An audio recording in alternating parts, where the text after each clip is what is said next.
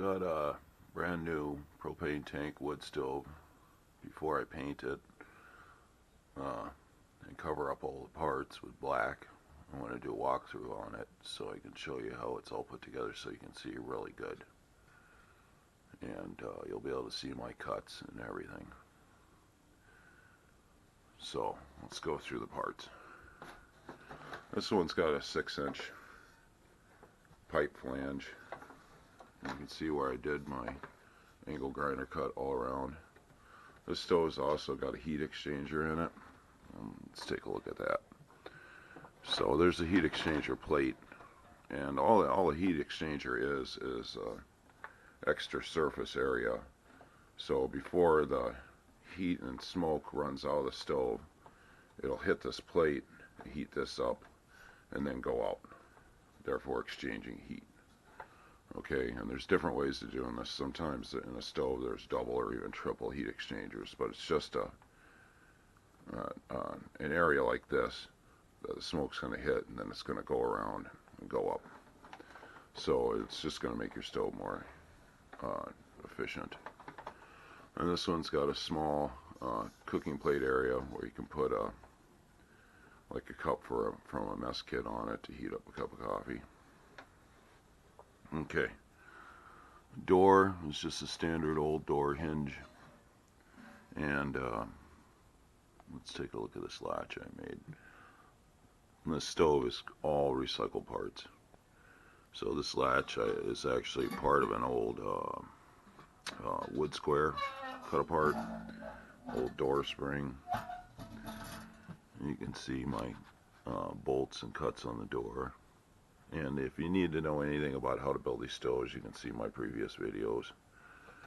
You can see how I ground that all off. And there's the wood grate, which is actually resting on the bolts of these legs. And I'll flip this over and show you that in a minute.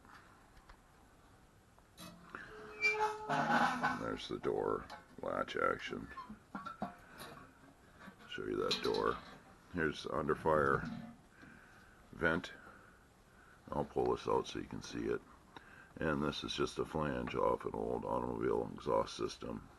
And that's closed, of course. That's open. And I can pull this right out and show you. This is the valve off a tank with the bolt. And this is actually this metal here is the actual valve holder off a tank that I've repurposed. You can see how simple that is. The tank's been all ground off. There were stickers here. This is the bolt for the heat exchanger, another recycled part. Let's take a look at these legs. Anywhere there was rust, I ground it off so the paint will stick good. These legs are black pipe with washers and a long bolt drilled through the unit to make sturdy legs, and I've just evenly spaced them so we get a good foundation that won't rock or anything.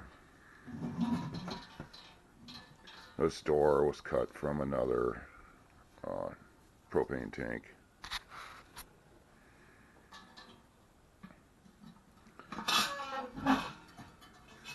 This grate's repurposed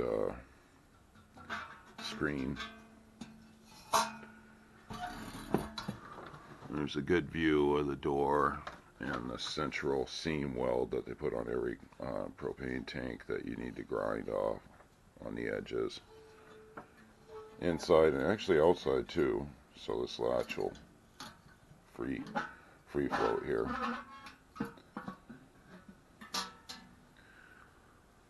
And this stove actually has a pretty big pipe, but it really doesn't matter much because there's going to be a damper. And a good tip is to always put your damper at least 18 inches up on your pipe. Why? Because that's your pull, that's your draft. You don't want to screw that up. People will put the damper and stuff right here and they screw that up. You want that airspace there, so when you open the door to put wood in here, you don't get smoke back in your face. And you want that pull, draw. And this little cook plate's just 3 bolts drilled through the side and already had this bend in it. And this, I can't remember what that's off of, but you can make that almost out of anything. Take a look inside. Heat exchanger, great.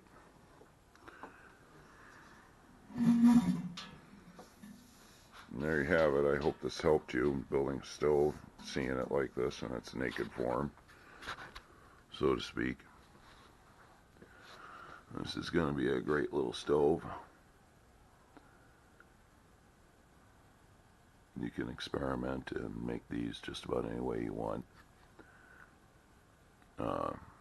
Soon I'll make a horizontal unit like this out of a 20-gallon propane tank and make a video about that. Thanks for watching. Please click like.